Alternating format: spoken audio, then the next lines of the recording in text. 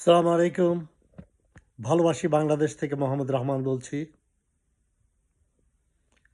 সংখ্যালঘু বলতে বাংলাদেশে কিছু নাই। বাংলাদেশে আমরা সবাই বাংলাদেশি। বৌদ্ধ, হিন্দু, মুসলিম, খ্রিস্টান আমরা সবাই বাংলাদেশের নাগরিক। আমাদের নাম্বার 2 আইডেন্টিফিকেশন আমাদের প্রয়োজন নাই, কারণ আমাদের পাসপোর্টে লেখা আছে বাংলাদেশি। তো আমরা সবাই বাংলাদেশি।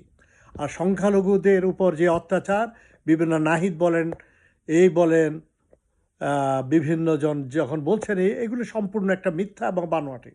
এখন আমাদেরকে বাংলাদেশকে দেখাতে হবে, বলতে হবে, দেখো, আসো দেখো, কে দেখতে চাও, কে দেখতে চাও। আমাদের দেশে কোনো সংখ্যালঘুর উপর কোনো অবিচার হচ্ছে না। এগুলো ভারতের এবং আওয়ামী লীগের এবং বাংলাদেশি বিদ্বেষী যারা, তাদের প্রপাগান্ডা। তাই আমাদের এগুলো নিয়ে ভয় পাওয়ার কিছু নাই, এগুলো ঘাবড়ানোর কিছু নাই। আপনারা আসেন, সামনে আসুন, বলেন, দেখো, আসো আমাদের দেশে সংকট, আমরা সবাই বাংলাদেশি। এই সংখ্যালঘু যে স্লোগান, এটা উঠিয়ে দিতে হবে। এখন থেকে বাংলাদেশে কোনো সংখ্যালঘু বলতে কিছু থাকবে না। আমরা সবাই বাংলাদেশি। আমাদের only one identification, we are Bangladeshi. Okay, definitely we are Muslim, we are Hindu, we are খ্রিস্টান, দ্যাট ইজ ইন্ডিভিজুয়াল। সেটা প্রত্যেকের ব্যক্তিগত জীবনের ব্যবস্থা।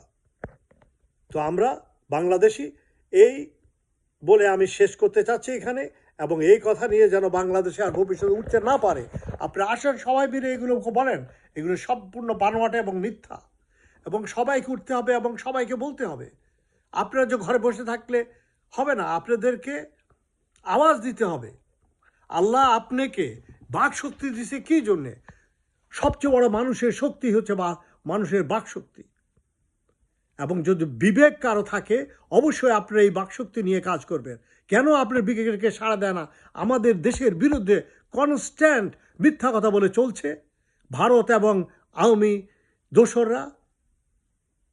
এই যে 1/11-এর পরে যে বাংলাদেশে হাসিনা সরকার এসেছে, যে আমাদের দেশে সন্ত্রাসী দেশ বলে আমাদের দেশকে চালিয়ে দিয়ে তারা 16 বছর দেশের জনগণের উপর, মেজরিটি জনগণের উপর তারা অত্যাচার করেছে। আমরা তো কিছু বলি নেই। আমাদের 92% জনগণের উপর, মুসলমান জনগণের উপর যখন তারা অত্যাচার করেছে, তখন তো আমরা বলি নেই আমরা সংখ্যালঘু হয়ে গেছি বা আমরা সংখ্যাগরিষ্ঠ, আমাদেরকে তোমরা অত্যাচার করছো। তাদের 2%, তাদের 2-1টা কিছু, আর এগুলো তো সব করছে আওয়ামী লীগ দেশকে এবং ভারতের চররা দেশকে অশান্তি, বাংলাদেশকে অশান্তি রাষ্ট্র হিসাবে তারা দেখাতে চায়। বাংলাদেশ হচ্ছে শান্তিপূর্ণ দেশ, শান্তিপূর্ণ রাষ্ট্র। আমরা শান্তি চাই, আমরা এইখানে শান্তি প্রতিষ্ঠা করবো ইনশাআল্লাহ। বাংলাদেশ জিন্দাবাদ। আল্লাহ বাংলাদেশকে 1000 বছর বাঁচিয়ে রাখো। আমিন। আসসালামু আলাইকুম।